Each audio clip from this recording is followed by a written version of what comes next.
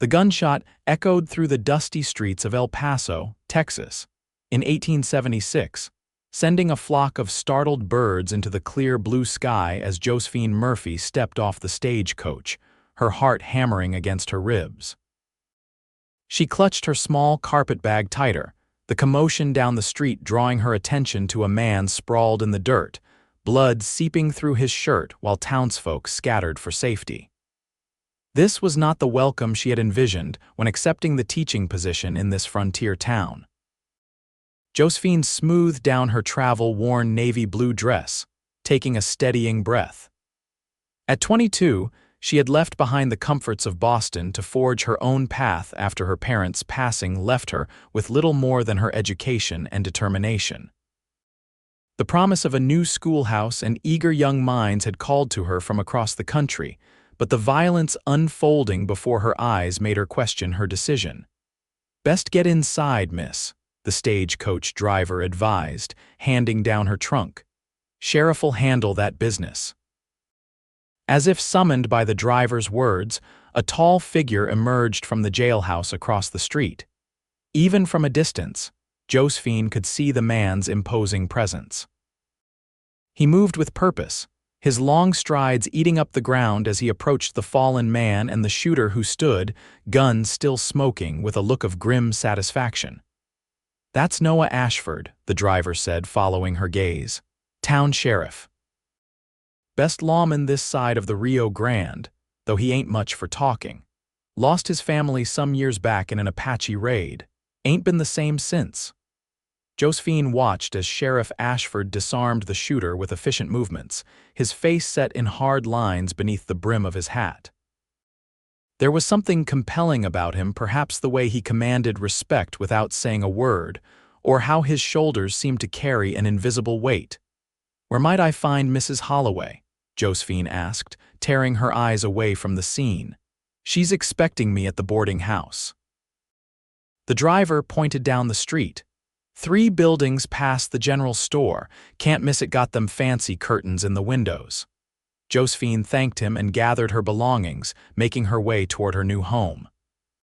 As she passed the confrontation, she couldn't help but glance at the sheriff again.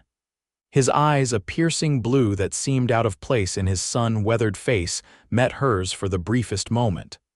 The contact lasted no more than a second, but it sent an unexpected shiver down her spine. There was pain in those eyes, deep and unhealed. Sheriff Ashford looked away first, returning his attention to his prisoner. Josephine continued on her path, her mind already forming questions about the taciturn lawman who seemed as harsh and unforgiving as the desert that surrounded El Paso. Mrs. Holloway proved to be a plump, cheerful widow who welcomed Josephine with genuine warmth.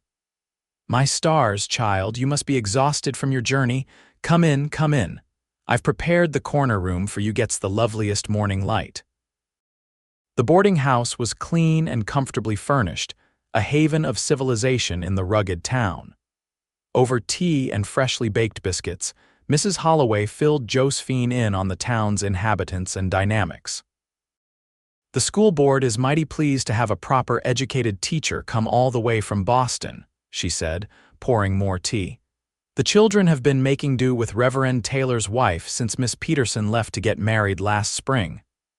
"I'm eager to meet them," Josephine replied. "How many students should I expect?" "Oh, about 20 or so, ranging from 6 to 16.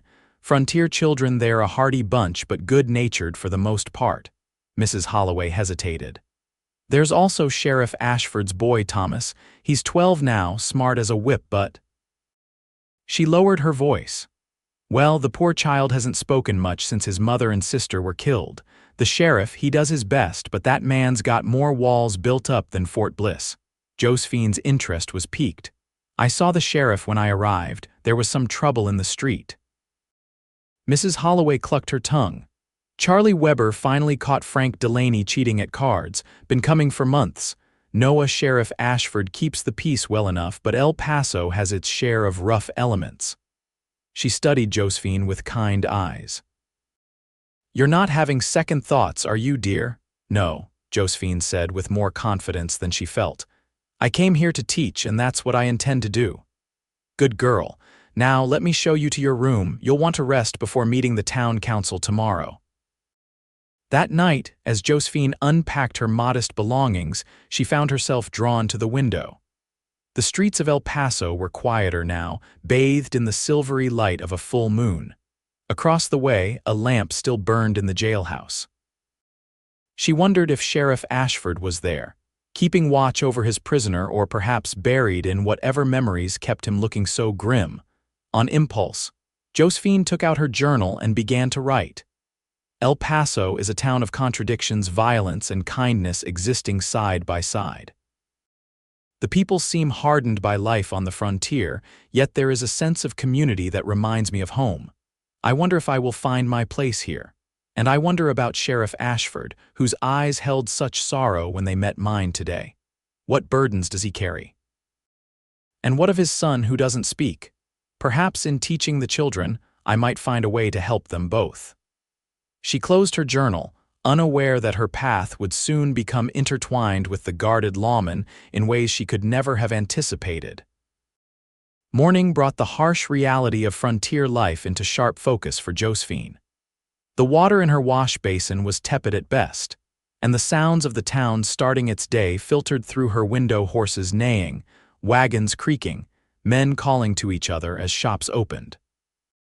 It was a far cry from the genteel mornings she'd known in Boston. After dressing in her most professional attire, a high-collared blouse and sensible skirt in a soft gray, Josephine made her way downstairs. Mrs. Holloway had prepared a hearty breakfast of eggs, bacon, and cornbread. "Eat up, dear," she encouraged. "You'll need your strength. Mayor Thompson will be expecting you at 10 o'clock to show you the schoolhouse." "Will all the school board members be there?" Josephine asked, taking a bite of the surprisingly delicious cornbread. Mrs. Holloway nodded. "Most likely." "That includes Sheriff Ashford. He's been on the board since his wife passed. Takes an interest in the school on account of his boy." The mention of the sheriff sent an inexplicable flutter through Josephine's stomach. "I see. Well, I'm looking forward to meeting everyone properly." After breakfast, Josephine walked the short distance to the mayor's office. El Paso looked different in the morning light, less threatening and more vibrant. Mexican vendors were setting up stalls in the small market square, their colorful wares adding brightness to the otherwise dusty landscape. The Rio Grande glinted in the distance, a silver ribbon dividing the United States from Mexico. Mayor Thompson was a portly man with an impressive mustache and an even more impressive sense of self-importance. He greeted Josephine with an effusive handshake. "Miss Murphy. What a pleasure to welcome such a fine, educated young lady to our humble town. I trust your journey was comfortable. No trouble with bandits or Indians. Excellent, excellent. Now, let me introduce you to our esteemed school board." The introductions passed in a blur. Mr. Finch, the banker doctor.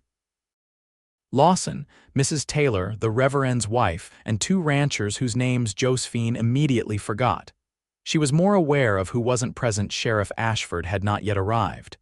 "Shall we proceed to the schoolhouse?" Mayor Thompson suggested. "We can begin our tour while we wait for Sheriff Ashford. He's likely detained with his duties." The schoolhouse was a simple but solid structure near the edge of town. Freshly whitewashed, with large windows to let in light, it was far better than Josephine had dared to hope.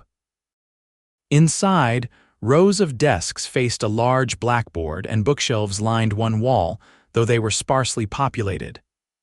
"We've collected what books we could," Mrs. Taylor explained, "but we're hoping your Eastern connections might help us expand our library." "I've brought some books with me," Josephine said, "and I've written to my former headmistress for recommendations on suitable texts." I believe education should be. The door opened, cutting off her words as Sheriff Ashford stepped into the schoolhouse. The room seemed to shrink in his presence, though he wasn't an overly large man. It was his intensity that filled the space and the palpable grief that clung to him like a shadow. "Sheriff," Mayor Thompson said too loudly, "how good of you to join us. May I present Miss Josephine Murphy, our new teacher?" Noah Ashford removed his hat, revealing dark hair streaked with premature silver at the temples. His blue eyes assessed Josephine with a coolness that bordered on suspicion. "Miss Murphy," he said, his voice a low rumble. "Welcome to El Paso." Josephine extended her hand, determined to establish a professional relationship despite his forbidding demeanor. "Sheriff Ashford, I'm honored to meet you. I understand your son will be one of my students. I look forward to making his acquaintance." His hand engulfed hers briefly, calloused and warm. "Thomas doesn't talk much. Don't expect miracles." "I never expect miracles, Sheriff," she replied, meeting his gaze steadily. "Only hard work and patience from both myself and my students."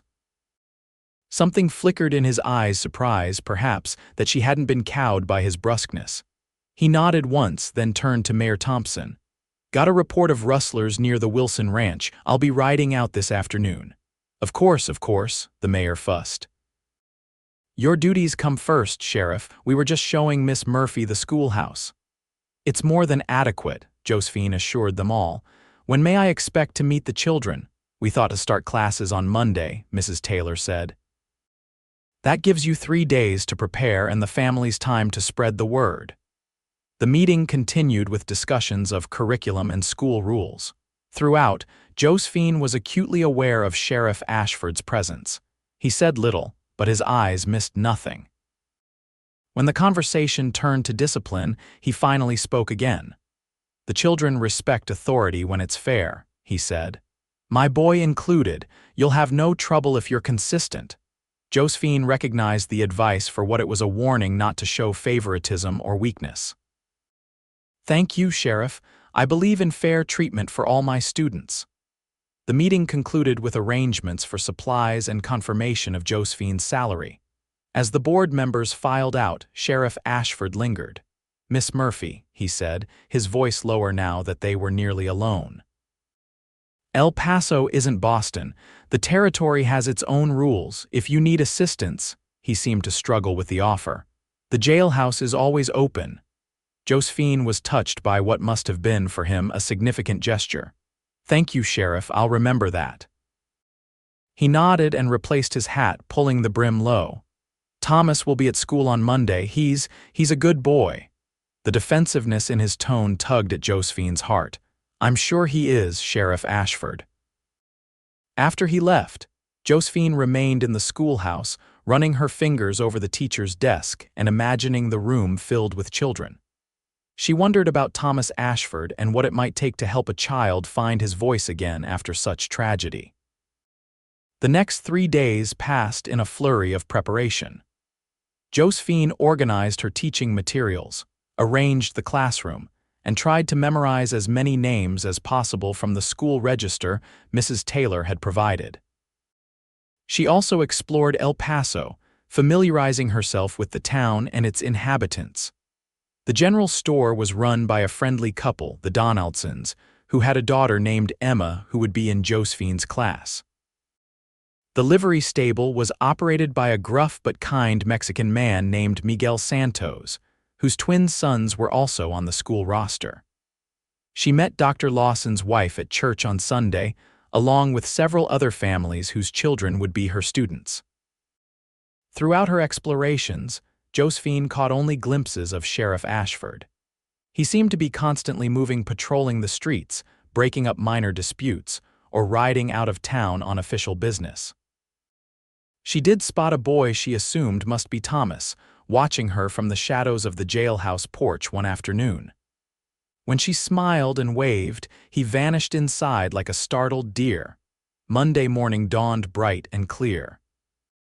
Josephine arrived at the schoolhouse an hour early, her stomach fluttering with nerves. She had chosen her attire carefully professional but not intimidating, a pale blue dress with simple trim and her mother's cameo at her throat. The children began arriving in groups, siblings and neighbors together, some on foot, others dropped off by parents in wagons or on horseback. Josephine greeted each child by name, consulting her list when necessary, and directed them to seats appropriate for their ages. Thomas Ashford arrived alone, slipping into the classroom just before the bell. He was thin for his age, with his father's dark hair and blue eyes, but none of the sheriff's confidence. He took a seat at the back of the room, his gaze fixed on his desk. "Good morning, children," Josephine began, smiling warmly at her class. "I am Miss Murphy, and I am very pleased to be your teacher. We have much to learn together, but first, I would like to learn about all of you." She had each child stand and state their name and one thing they enjoyed. When it came to Thomas's turn, she saw a panic flash across his face.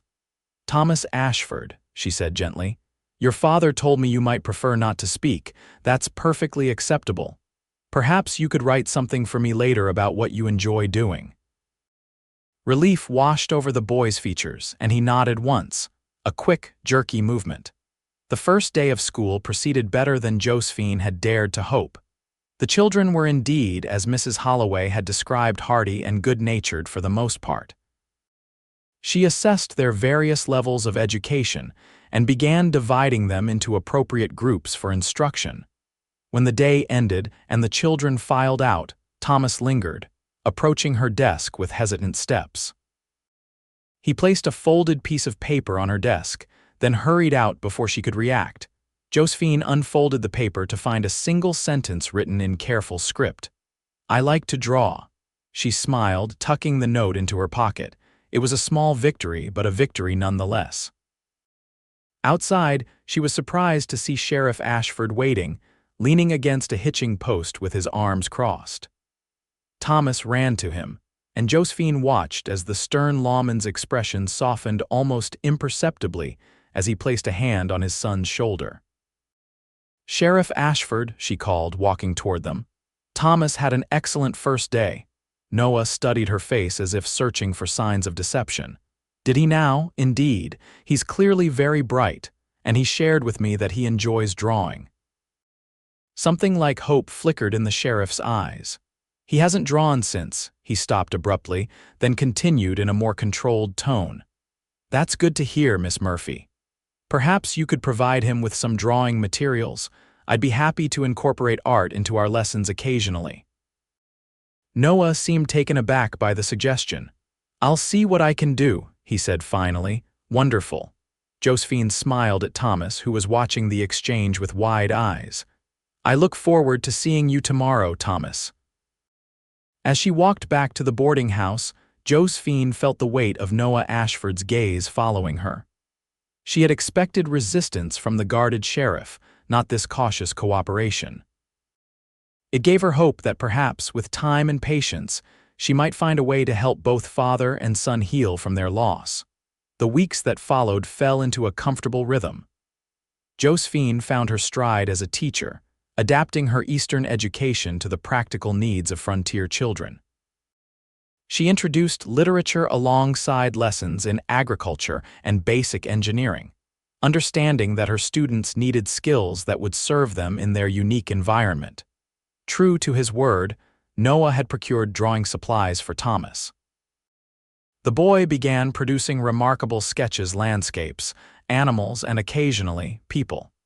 He still didn't speak, but he communicated through his art and written notes. Josephine made sure to praise his efforts publicly, noting how the other children had begun to include Thomas more in their games and conversations as a result. One Tuesday afternoon, as the children were filing out after the final bell, Josephine noticed Noah waiting outside as had become his custom. But today, he wasn't alone. A man she didn't recognize was gesticulating angrily, his voice carrying through the open windows. "You're a disgrace to that badge, Ashford. 3 weeks and you still haven't found those rustlers. My cattle keep disappearing, and what are you doing?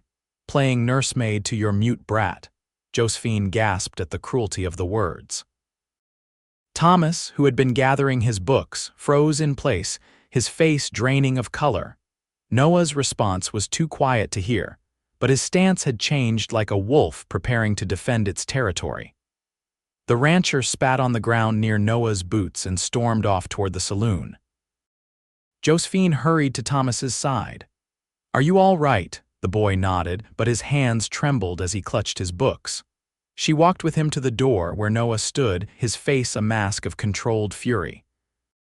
"Sheriff," Josephine said, keeping her voice steady, "I wonder if I might speak with you privately for a moment. Thomas, would you mind waiting by the big oak tree? I won't keep your father long." Thomas nodded again and walked away, his shoulders hunched. Noah turned his stormy gaze to Josephine. "If this is about what just happened, it is," she interrupted, surprising them both with her boldness. "But not in the way you think. I wanted to suggest that perhaps Thomas might benefit from staying after school some days to work on special projects, art projects specifically." Noah blinked, clearly not expecting this direction. "Why?" "Because he has considerable talent that should be nurtured. And," she added more gently, "because it might give him a safe place to express feelings he can't voice. Feelings about what happened to your family."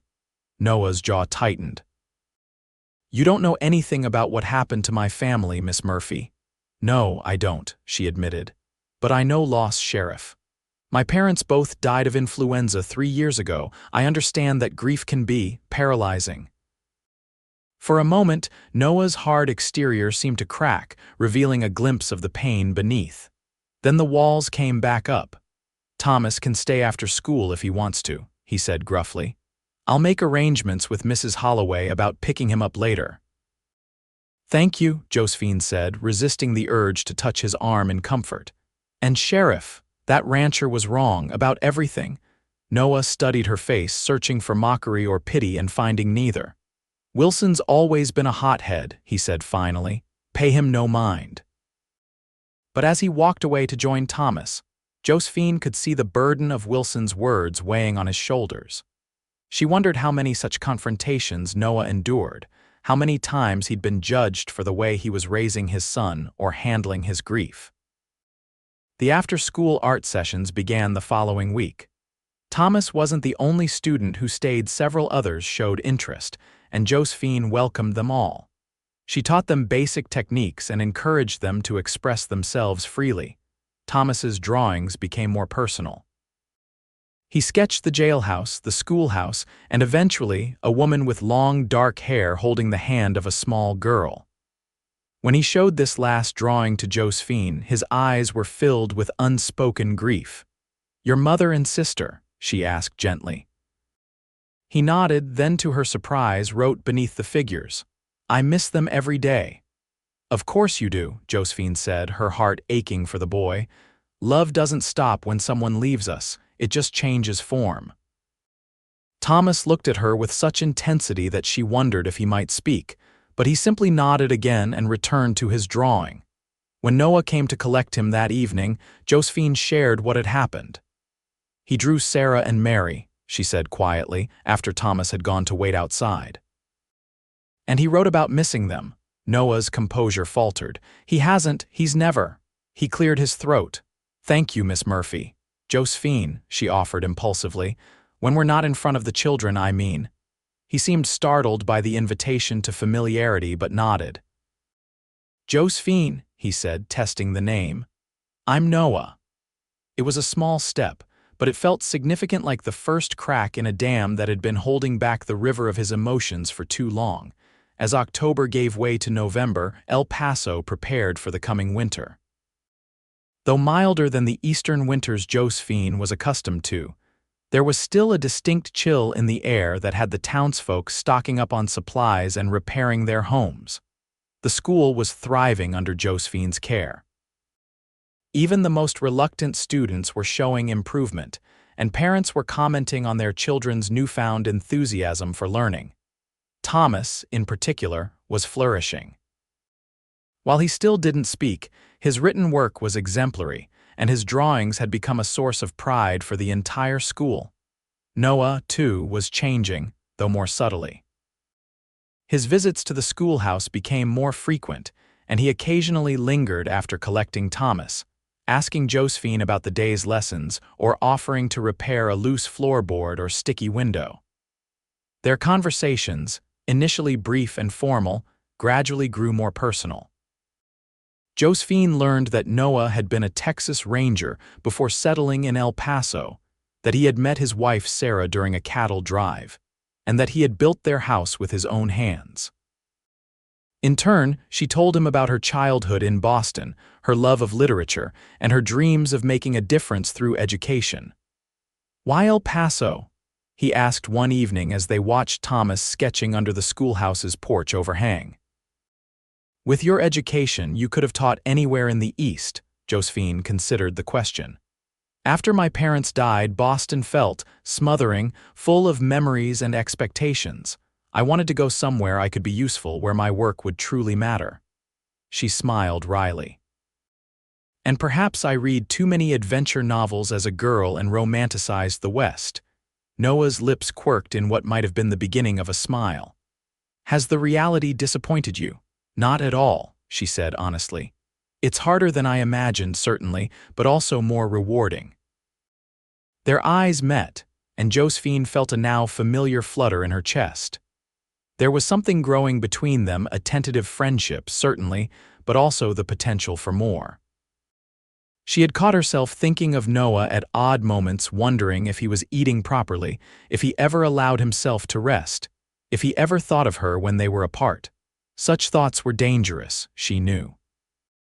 Noah carried wounds that might never fully heal, and her position in the community demanded propriety. Yet she couldn't deny the warmth that spread through her whenever he was near. Their fragile connection was tested the following week when Wilson, the belligerent rancher, stormed into the schoolhouse during lessons. "Where's your father, boy?" he demanded, pointing at Thomas, who shrank back in his seat.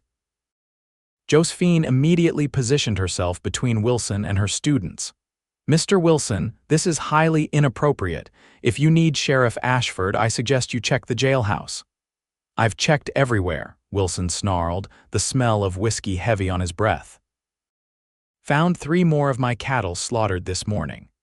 That useless excuse for a lawman is probably off somewhere feeling sorry for himself while thieves run rampant. "Mr. Wilson," Josephine said firmly, "you will leave this schoolhouse immediately, or I will be forced to send for help." Wilson's bloodshot eyes narrowed. "You think you're something special, don't you? Coming here with your fancy Boston education, thinking you can change things.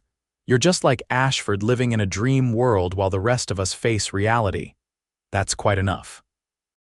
Noah's voice cut through the tension as he appeared in the doorway, hand resting on his holstered pistol. "Step outside, Wilson, now." The rancher glared but complied, muttering under his breath as he pushed past Noah. "Continue your lessons, Miss Murphy," Noah said, his eyes seeking out Thomas to ensure he was unharmed. "I'll handle this." Josephine nodded, her heart pounding as she turned back to her shaken students. "Now, where were we?" "Ah, yes, the multiplication tables." It took all her professional discipline to focus on teaching for the remainder of the day. When the final bell rang, she half expected Noah to appear as usual, but there was no sign of him. Thomas lingered uncertainly by his desk. "Would you like me to walk you to the jailhouse, Thomas?" Josephine offered, concerned about the boy making his way alone after Wilson's outburst. Thomas shook his head and pulled out his slate, writing quickly. "Pa said to go straight home if he didn't come. He gave me a key." "I see," Josephine said, hiding her disappointment. "Well, shall I walk with you part of the way at least?" The boy considered, then nodded. As they walked through town, Josephine noticed unusual activity around the jailhouse. Several men were mounting up, checking their rifles while Noah gave instructions. A search party, she realized, likely organized to investigate Wilson's cattle thefts. Noah spotted them and broke away from the group, striding toward them with purpose. "Thomas, go on home," he said, handing his son a small package. "There's bread and cold chicken from Mrs. Holloway for your supper. I might be late." Thomas took the package and, after a moment's hesitation, hugged his father quickly before running toward their house at the edge of town. Noah watched him go, then turned to Josephine. "I apologize for Wilson's behavior. He had no right to disrupt your classroom." "It's not your fault," Josephine assured him. "Are you forming a search party?" He nodded, his expression grim. "Wilson may be a drunk and a fool, but he's not wrong about the rustling. It's been getting worse. We found tracks leading toward the mountains. Could be a gang using the caves up there as a hideout." Fear gripped Josephine's heart. That sounds dangerous. It's my job, Noah said simply, but she thought she detected a flicker of appreciation for her concern. Please be careful, she said, the words tumbling out before she could stop them. Thomas needs you. Something shifted in Noah's eyes, a softening, a realization. I'll be back by morning, he promised. As she watched him return to his men, Josephine acknowledged the truth she'd been avoiding. She was falling in love with Noah Ashford. With his integrity, his devotion to his son, the glimpses of tenderness that occasionally broke through his hard exterior. It was foolish, perhaps even hopeless, but undeniable. That night she couldn't sleep. The wind howled around the boarding house, rattling the windows and carrying with it the promise of an early winter storm. She thought of Noah and his men in the mountains, exposed to the elements, potentially facing armed outlaws. She thought of Thomas, alone in the house his father had built, waiting for a parent who might not return. On impulse, Josephine dressed and wrapped herself in her heaviest shawl. Mrs. Holloway was already asleep, so she left a note explaining her absence and slipped out into the night. The Ashford home was modest but well built, standing slightly apart from its neighbors. A lamp burned in the window, casting a warm glow onto the path. Josephine knocked softly, not wanting to frighten Thomas. After a moment, she heard footsteps and the door opened a crack. Thomas's eye appeared in the gap, widening in surprise when he saw her. I thought you might like some company, Josephine explained. It's a dreadful night to be alone. Thomas opened the door wider, relief evident on his face. He gestured for her to enter, then hurried to his slate, writing, "Thank you for coming. I was worried about Pa." "I'm worried too," Josephine admitted, setting her shawl aside. "But your father is very capable. I'm sure he'll be fine." She took in the home's interior with interest. It was sparsely furnished but clean and orderly. A bookshelf held a surprising number of volumes and framed drawings Thomas's work, she realized adorned the walls. On the mantel stood a daguerreotype of a beautiful dark-haired woman holding a baby girl with a younger Noah standing proud beside them.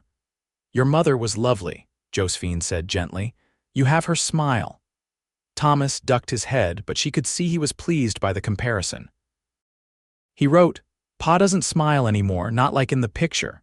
"Grief changes people," Josephine said, sitting at the simple kitchen table. "But it doesn't mean the happiness is gone forever, it just gets buried for a while." Thomas considered this, then wrote, "You make him almost smile sometimes." Heat rushed to Josephine's cheeks. "Do I?" The boy nodded solemnly, then added, "I'm glad you came to El Paso." "So am I, Thomas," she said, touched by his sincerity. "Now, have you finished your supper? Perhaps we could read for a while to take our minds off the storm." They spent the evening companionably, reading from one of Noah's books, a collection of Mark Twain's stories that had Thomas actually smiling at the humorous passages. As the hours passed and the storm intensified, Josephine's concern for Noah grew, but she maintained a calm demeanor for Thomas's sake. Eventually, the boy's eyelids began to droop. "You should get some sleep," Josephine suggested. "I'll stay until your father returns, if that's all right with you." Thomas nodded gratefully and retreated to his room, leaving Josephine alone with her thoughts and the howling wind. She stoked the fire and settled into a chair with a quilt, determined to stay awake until Noah returned. Despite her intentions, exhaustion eventually claimed her. She dozed fitfully, waking at every sound, imagining Noah's return or worse news of disaster. It was just before dawn when the door finally opened. Noah stepped inside, snow dusting his shoulders and hat, his face drawn with fatigue. He froze when he saw Josephine curled in the chair, her auburn hair tumbling from its pins as she blinked awake. "Josephine," he said hoarsely. "What are you doing here?" She straightened, pushing the hair from her face. "I was worried about Thomas being alone during the storm, and—" She hesitated, then decided on honesty, "and I was worried about you." Noah seemed at a loss for words. He removed his hat and coat, hanging them by the door with mechanical movements. In the firelight, she could see a gash on his cheek and the way he favored his left arm. "You're hurt," she said, rising to her feet. "It's nothing," he dismissed. We found the rustlers' camp, but they were waiting for us. There was a firefight. One of my deputies took a bullet, but he'll live. And the rustlers? 2 dead, 3 in custody, the rest scattered. Noah ran a hand through his hair, a gesture of weariness and frustration. It's over for now at least. Josephine approached him slowly. Let me see your arm. He started to protest, then relented, allowing her to examine the tear in his shirt sleeve and the wound beneath. It's just a graze, he said. It still needs cleaning, she insisted. Where do you keep your medical supplies? Under her gentle but firm direction, Noah sat at the table while she tended to his injuries. His initial stiffness gradually relaxed as she worked, her fingers careful and her touch soothing. Thomas was worried, she said as she bandaged his arm. We both were. Noah watched her face, his expression unreadable. You stayed with him all night, of course, he's my student, and, she met his eyes. He matters to me, as do you. The admission hung between them, honest and vulnerable. Noah's gaze dropped to her hands, still resting lightly on his bandaged arm. I haven't let anyone take care of me since Sarah died, he said, his voice barely audible. I know, Josephine said softly, but perhaps it's time to let someone in, Noah. Not to replace what you've lost, but to help you carry the weight. He looked up at her then, his blue eyes filled with a storm of emotions: grief, fear, longing, and something else, something that made her breath catch. You should go, he said, though his tone lacked conviction. People will talk if they know you spent the night here. Let them talk, Josephine said with more bravery than she felt. I've done nothing wrong, nor have you. Noah stood, suddenly towering over her. You don't understand what you're saying. I'm not. I can't. He struggled to articulate his thoughts. I'm broken, Josephine. I've been broken since I found Sarah and Mary, his voice cracked. Since I buried them, I'm not fit for whatever it is you think might happen between us. Josephine's heart ached for him, for the pain he'd carried alone for so long. I don't believe that, she said quietly. I've seen how you love Thomas, how you protect this town, how you try to do what's right even when it costs you. That's not brokenness, Noah, that's strength. For a long moment they stood in silence, the air between them charged with unspoken feelings. Then, from the hallway, came the sound of a door opening. Thomas appeared, his hair tousled from sleep. When he saw his father, his face lit up and he rushed forward. Noah caught him in a one-armed embrace, his eyes closing briefly as he held his son. I'm all right, Thomas, he murmured. Everything's all right now. Over Thomas's head, Noah's eyes met Josephine's, filled with gratitude and something deeper, a recognition, perhaps, that she had been right. That maybe, just maybe, it was time to start healing. I should go before Mrs. Holloway wakes and finds my note, Josephine said, gathering her shawl. The school day starts in a few hours. I'll walk you, Noah offered. There's no need, I insist, he said, with a firmness that brooked no argument. Thomas, get dressed. You'll come with us, then I want you to go straight to bed. No school today for either of you. Thomas looked disappointed at missing school but nodded his understanding. The early morning air was crisp and clean after the storm, the streets of El Paso blanketed in a thin layer of snow that would likely melt by noon. The three of them walked in companionable silence, their breaths forming clouds in the cold air. At the boarding house steps, Josephine turned to them. Thank you for escorting me home, gentlemen. Thomas surprised her by handing her a folded piece of paper before darting back to his father's side. What's this? She asked, but the boy just smiled shyly. Noah placed a hand on Thomas's shoulder. Get some rest, Josephine, he said, his voice gentle. I'll check on you later.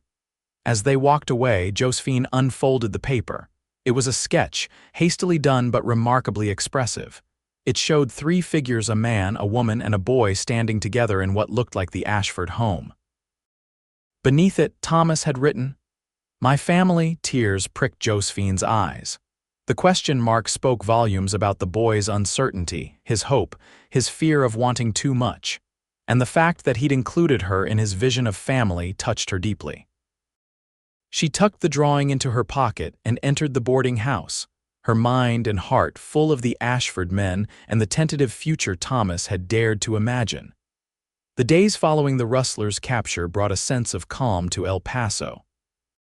With the threat removed, the townsfolk returned to their routines, and a spirit of celebration pervaded the upcoming Thanksgiving holiday plans. Even Wilson, chastened by the discovery that the rustling gang had indeed been dangerous and well organized, grudgingly acknowledged Noah's competence at the next town meeting.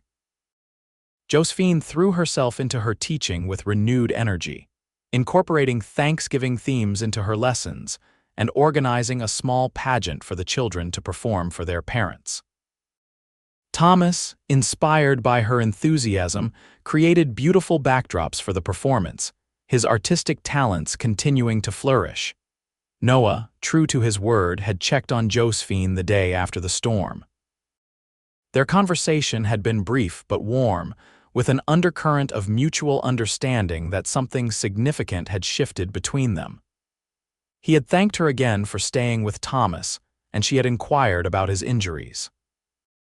Neither mentioned the more personal aspects of their pre-dawn exchange, but the memory of it lingered in their glances and in the careful way they maintained a proper distance in public. As Thanksgiving approached, Mrs. Holloway announced her plans for a boarding house feast. "I've invited Sheriff Ashford and Thomas to join us," she told Josephine over breakfast one morning. "That poor man tries to cook a proper meal for his boy, but some things need a woman's touch, especially on holidays." Josephine felt a rush of pleasure at the news, followed immediately by anxiety. "That's very kind of you, Mrs. Holloway." The older woman studied her with knowing eyes. "You've been good for them, you know. The whole town's noticed how Thomas has come out of his shell since you arrived, and the sheriff, well, he seems less burdened somehow." Josephine busied herself with her tea to hide her blush. They're both remarkable in their own ways. Thomas is incredibly intelligent and Sheriff Ashford is dedicated to his responsibilities. Mrs. Holloway chuckled. "Is that what they're calling it these days, dedication, Mrs. Holloway?"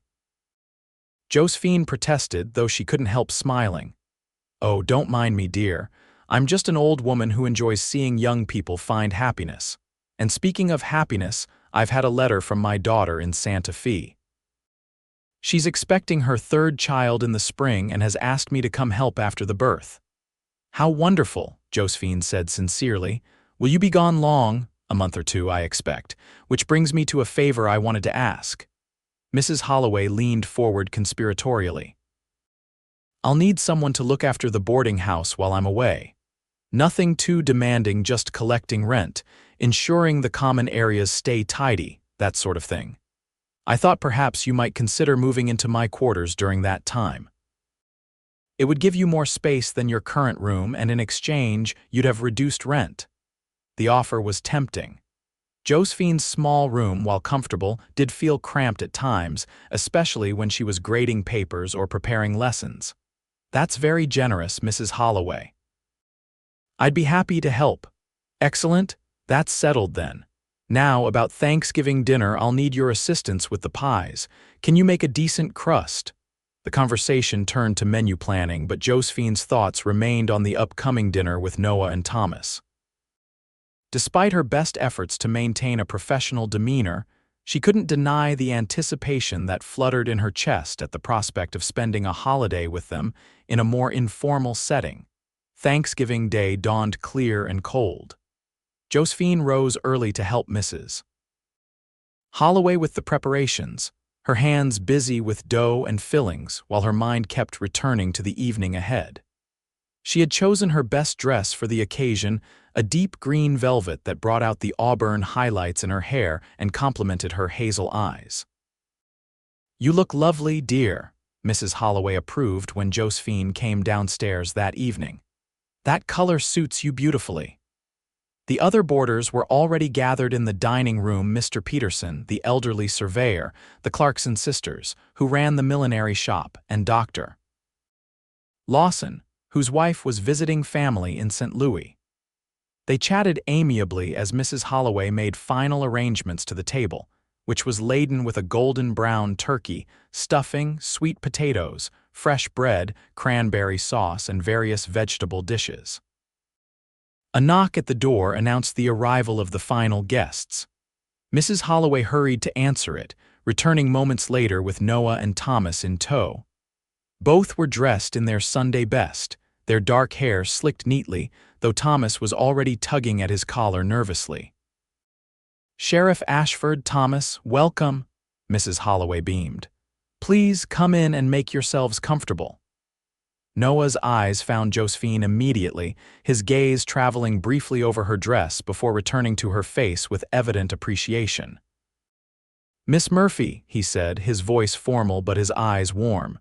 "Happy Thanksgiving." "Happy Thanksgiving, Sheriff," she replied, equally formal. Then, smiling at Thomas, she added, "I'm so glad you both could join us." Thomas gave her a shy smile and, to her surprise, handed her a small package wrapped in brown paper. "What's this?" she asked, touched by the gesture. Thomas glanced up at his father, who nodded encouragingly. "It's a Thanksgiving gift," Noah explained. "Thomas's idea." Josephine carefully unwrapped the package to reveal a small wooden frame containing one of Thomas's drawings, the schoolhouse with children playing outside, captured with remarkable detail and skill.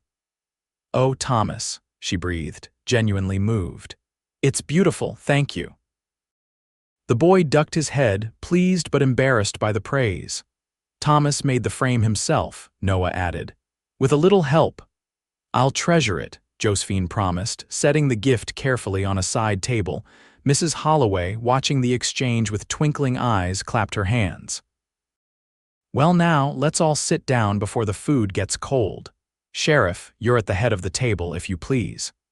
The meal was everything a Thanksgiving feast should be: abundant, delicious, and filled with lively conversation. Noah, initially reserved, gradually relaxed as the evening progressed. He even shared a humorous anecdote about his early days as a Texas Ranger that had everyone laughing, including Thomas, whose silent chuckles shook his thin shoulders. When the main course was cleared and the pies brought out, Mrs. Holloway insisted everyone share something they were thankful for. "I'll start," she said. "I'm thankful for my daughter's growing family and for all of you who make my boarding house a home rather than just a business." The others followed suit. Mr. Peterson was thankful for his improving health, the Clarkson sisters for their thriving shop, Dr. Lawson for the town's relatively few serious illnesses that year. When it was Thomas's turn, all eyes turned to him expectantly. He pulled out the small slate he carried everywhere and wrote in careful letters, "I am thankful for Miss Murphy teaching me to draw again and for Pa being safe." Noah read the words aloud, his voice roughening slightly at the end.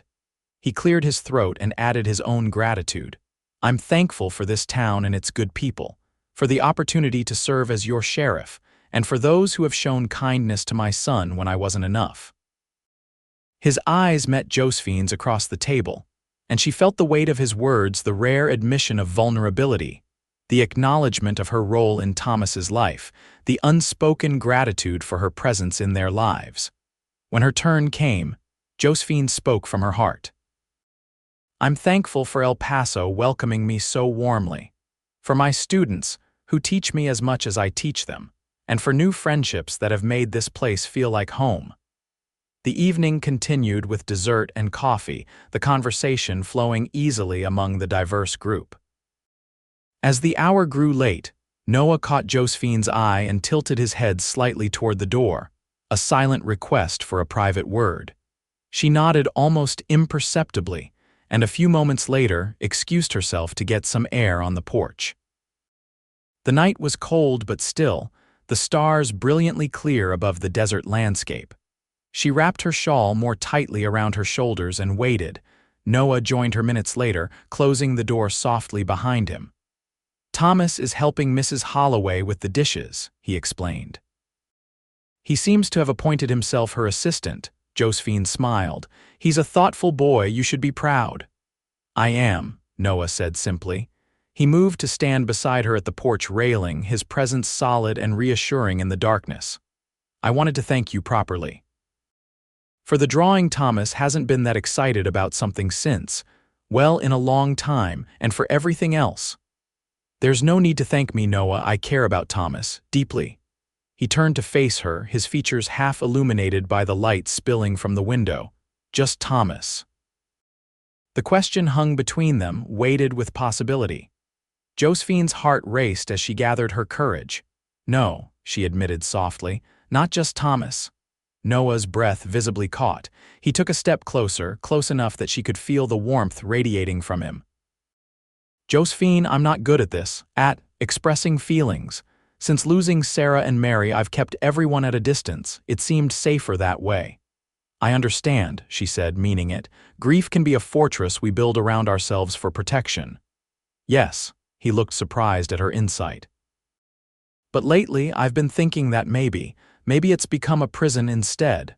Josephine's throat tightened with emotion. "It doesn't have to be."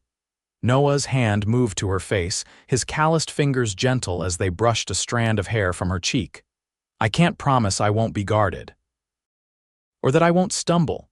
The man I was before died with my wife and daughter." "I'm not asking for that man," Josephine said, leaning slightly into his touch. "I'm interested in the man standing before me now, the one who loves his son fiercely, who protects his town at the risk of his own life. Who is trying, despite everything, to find his way back to living rather than just surviving." Noah's eyes, so often stern and distant, softened with an emotion that made Josephine's breath catch. "May I call on you properly? Sunday, perhaps. We could take a ride out to the mission if the weather holds." "I'd like that very much," she answered, her smile blooming in the darkness. For a moment, it seemed he might kiss her. His gaze dropped to her lips, and his hand moved to cradle her jaw. But the sound of the door opening behind them broke the spell. "Pa," Thomas's voice was questioning as he peered out at them. Noah stepped back smoothly, his hand falling away from Josephine's face. "Yes, son, it's getting late. We should head home." Thomas nodded, then looked at Josephine. With deliberate movements, he formed words with his hands, a rudimentary sign language he seemed to have developed. "What is he saying?" Josephine asked, curious. Noah's lips curved in a rare, genuine smile. "He's saying thank you for the pie, it was the best." Josephine's heart swelled with affection for the boy. "You're very welcome, Thomas. I'm glad you enjoyed it," after they said their goodbyes to Mrs. Holloway and the other guests, Noah and Thomas departed, but not before Noah caught Josephine's hand briefly, giving it a gentle squeeze that felt like a promise. As she watched them walk away, Josephine felt a sense of anticipation and hope unlike anything she'd experienced before. Whatever was growing between her and Noah, it was tender and fragile, but also deeply rooted in mutual respect and understanding. Like a desert flower that blooms after the rain, their connection had found fertile ground in the most unexpected place. Winter descended on El Paso with a series of cold fronts that brought occasional snow flurries, but mostly clear, bracing days.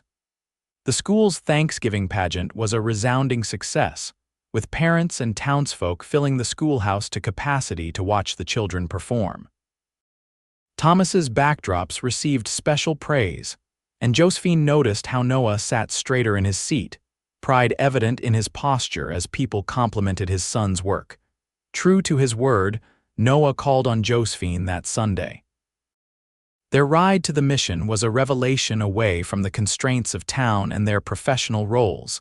They spoke more freely than ever before. Noah told her about his childhood in Tennessee, his journey west after the war, his years as a ranger. Josephine shared stories of her education, her parents, her dreams of someday starting a proper academy. "You'd be good at that," Noah observed as they walked their horses through the mission grounds. "The children adore you and you have a gift for teaching." "Perhaps someday," Josephine said. "For now, I'm content with my little schoolhouse." Their courtship, for that was what it had become, progressed with careful deliberation.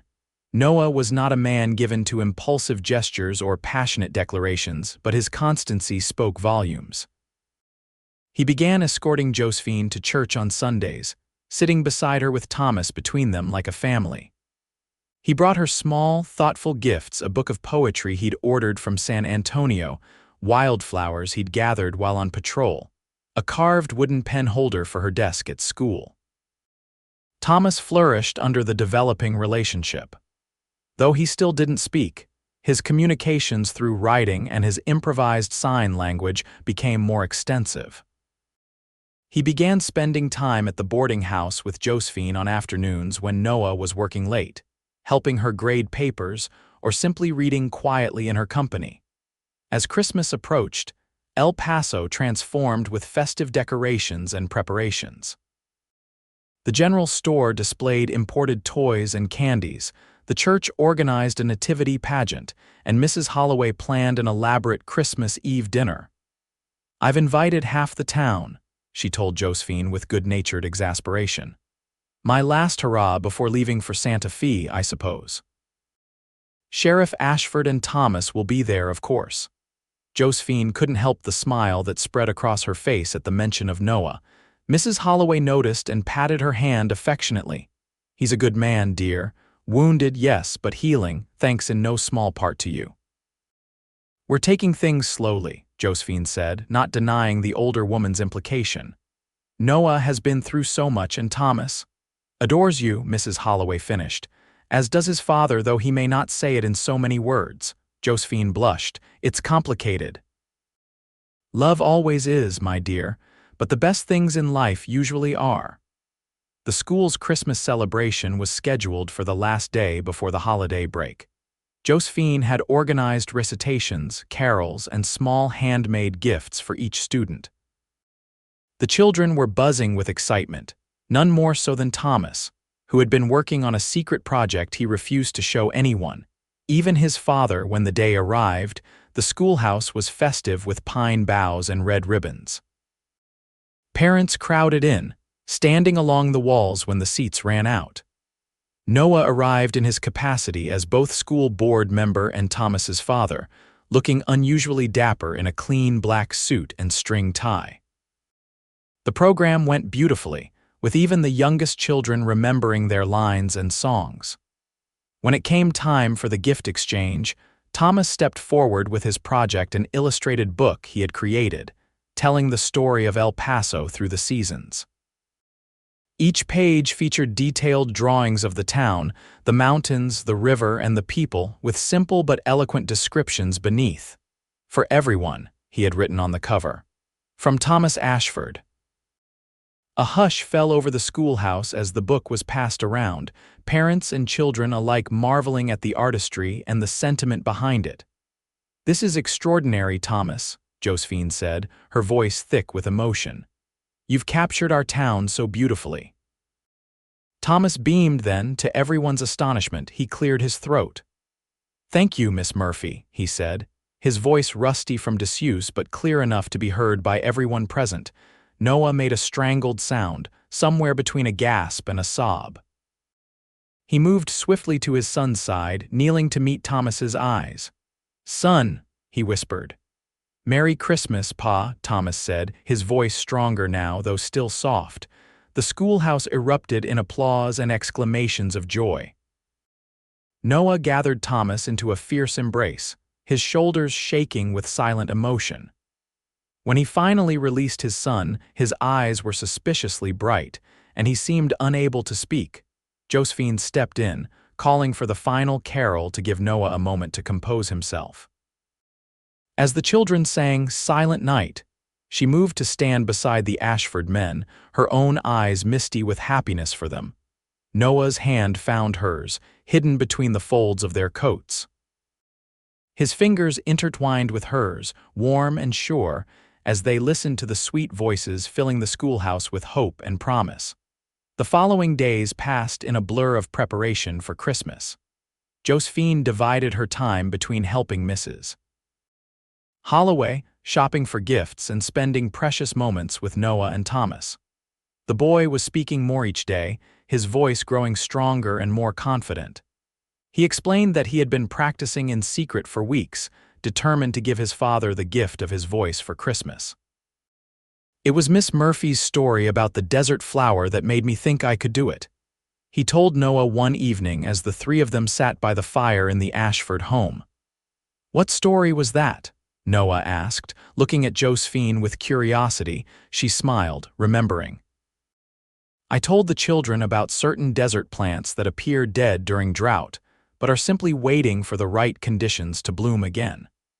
I said sometimes people are like that too, they just need time and the right circumstances to find their voice. Noah's expression softened with understanding. A wise lesson, he said, his eyes never leaving hers. Christmas Eve brought a light dusting of snow and Mrs. Holloway's grand dinner. The boarding house was filled to bursting with guests, laughter, and delicious aromas. Josephine wore a crimson dress she'd ordered specially from a catalog, and the appreciative look in Noah's eyes when he saw her made the extravagance worthwhile. After dinner, as the guests mingled and sang carols around Mrs. Holloway's piano, Noah drew Josephine aside into the small study off the main parlor. I wanted to give you your Christmas gift privately, he explained, producing a small package wrapped in silver paper. Noah, you shouldn't have, please, he interrupted gently. I wanted to. Josephine unwrapped the package to reveal a velvet box. Inside was a delicate silver locket, oval-shaped and engraved with a desert flower. Oh, Noah, she breathed, lifting it carefully. It's beautiful. Open it, he encouraged. Inside was a tiny portrait of Thomas on one side. The other side was empty, I thought perhaps. Noah began, uncharacteristically hesitant. That is, I hoped you might allow me to have a photograph of you made to place there, so Thomas could keep both of you close to his heart. The significance of the gesture wasn't lost on Josephine. Noah was suggesting that she was already a part of their family in all but name. I would be honored, she said, her voice trembling slightly. Noah took the locket from her hands and moved behind her to fasten it around her neck. His fingers brushed her skin, sending a shiver down her spine that had nothing to do with the December chill. When he came around to face her again, his expression was more open and vulnerable than she had ever seen it. Josephine, I'm not a man of fancy words. But I want you to know that what I feel for you, it's something I never thought I'd feel again. You've brought light back into our lives, Thomas's and mine. Noah, she said, reaching up to touch his face, her fingers tracing the line of his jaw. You and Thomas have become so dear to me. I can't imagine my life without either of you in it. He captured her hand in his, turning it to press a kiss to her palm. I don't want to rush you, or Thomas. We've all been through changes, and I know your position in the community requires propriety, but I want— He took a breath, steadying himself. I want a future with you, Josephine, when you're ready. Josephine felt tears of happiness welling in her eyes. I want that too, she whispered. Noah's gaze dropped to her lips, and this time there was no interruption to prevent what they both desired. He leaned down, and she rose slightly on her toes to meet him. Their first kiss was gentle, tentative, a question and an answer all at once. When they parted, Noah's eyes were filled with wonder, as if he'd rediscovered something precious he thought lost forever. Merry Christmas, Josephine, he murmured, his voice husky. Merry Christmas, Noah, she replied, her heart too full for more elaborate words. They returned to the party hand in hand, their shared joy a beacon in the festive gathering. Thomas, spotting them from across the room, came running over. His observant eyes noted the locket, the clasped hands, the lingering looks, and his face broke into a radiant smile. Is Miss Murphy going to be part of our family now? He asked, his newfound voice clear and hopeful. Noah and Josephine exchanged glances, both blushing like much younger people. We're taking things one step at a time, son, Noah said carefully. But yes, that's what we're hoping for. Thomas's expression turned serious. I've been hoping for it too, he confessed. Ever since the first day of school when you were nice to me even though I wouldn't talk. Josephine knelt to embrace him, her heart overflowing. You and your father have become my family in all the ways that truly matter, she told him. The rest is just details. As they stood together, framed in the doorway of the study, Mrs. Holloway caught sight of them and smiled knowingly. She raised her glass in a silent toast, her eyes twinkling with approval and delight. In that moment, surrounded by warmth and acceptance, with Noah's steady presence beside her and Thomas's hand trustingly in hers. Josephine knew she had found her place in the world. El Paso, with its harsh beauty and resilient people, had become home in a way Boston never had been. And the Ashford men, with their wounded hearts and cautious love, had become the family she had longed for without knowing it. The new year brought changes both expected and surprising. Mrs.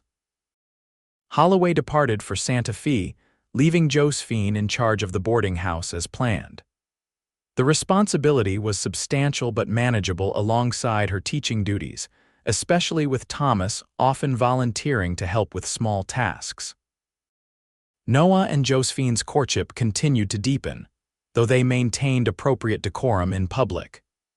Their Sunday rides became a tradition, weather permitting, allowing them private time to discuss everything from literature to town politics to their hopes for the future. Noah proved to be a thoughtful, articulate companion once his initial reserve had thawed, revealing a mind as sharp as it was fair. As winter melted into spring, El Paso bloomed with wildflowers and new possibilities. Thomas thrived in school, his voice growing stronger and his natural leadership qualities emerging as he helped younger students with their studies. He spoke openly now about his mother and sister, sharing memories that were painful but healing in their acknowledgement. "Ma would have liked you," he told Josephine one afternoon as they walked home from school together. "She always said Pa needed someone who wouldn't let him hide behind his badge." Josephine smiled at the insight. "Your mother sounds like she was a wise woman." "She was," Thomas agreed. Then, after a thoughtful pause, "It doesn't hurt so much to remember her now. Or Mary. Pa says that's because of you. You showed us it was okay to keep living." The simple truth of the boy's words moved Josephine deeply. "Sometimes people need permission to be happy again after a great sadness," she said. "But the permission has to come from inside themselves. All I did was remind you both that it was possible." By March, Noah had begun making subtle changes to his home, adding a second bookcase, replacing worn curtains, expanding the garden behind the house. Josephine recognized these efforts for what they were, preparations for a future he was increasingly certain of. In April, after church one Sunday, Noah asked Josephine to accompany him on a ride to a special place. They followed the Rio Grande north of town, the spring-swollen river rushing beside them, until they came to a promontory overlooking the valley. Noah spread a blanket on the ground and they sat together, enjoying the panoramic view and the picnic lunch Mrs. Donaldson had packed for them. "I used to come here when I first moved to El Paso," Noah said, his gaze on the distant mountains. "It helped me think, being able to see so far in every direction." Josephine understood the appeal. The landscape was breathtaking, the river winding like a silver thread, the mountains rising majestically on the horizon, the desert blooming with unexpected color. "It's beautiful," she agreed. "Thank you for sharing it with me." Noah turned to her, his expression serious yet tender. "I wanted to bring you here because this place represents possibility to me. When I was at my lowest, after losing Sarah and Mary, I would ride up here and try to imagine a future I could bear to live in.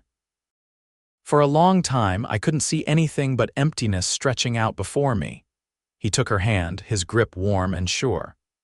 "But then you came to El Paso, you with your books and your patience and your unwavering belief that broken things could be mended. You gave Thomas his voice back. You gave me back my hope." Josephine's throat tightened with emotion. "Noah, please let me finish," he said gently. "I know I'm not an easy man, Josephine. I've spent years building walls to protect what was left of my heart, but you never tried to tear those walls down forcefully.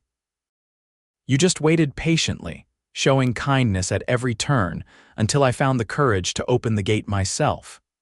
He reached into his pocket and withdrew a small box. Josephine's breath caught as he opened it to reveal a simple but elegant ring with a single pearl surrounded by tiny diamonds.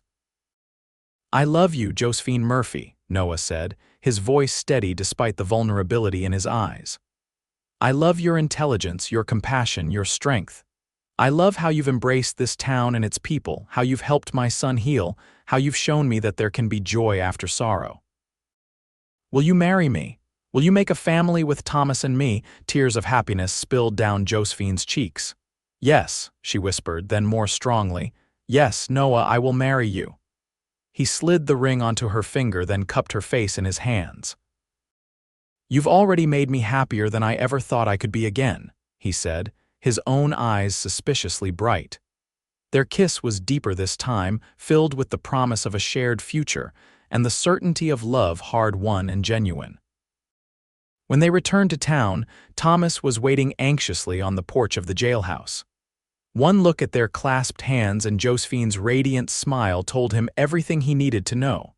She said yes, he whooped, loud enough for several passers-by to turn and smile. Noah laughed a full, unrestrained sound that Josephine realized she had never heard from him before. "She did indeed, son. Looks like our family is officially growing." The news spread through El Paso like wildfire. By evening, the boarding house was inundated with well-wishers bringing gifts and congratulations. Mayor Thompson made a grand speech about community pillars joining forces. Mrs. Donaldson cried happy tears, and even Wilson shook Noah's hand gruffly and wished them well. As the impromptu celebration wound down, Josephine found herself standing on the porch with Noah, taking a moment of quiet amidst the excitement. "Are you happy?" he asked, his arm around her waist. Josephine leaned into his embrace. "Completely, and you?"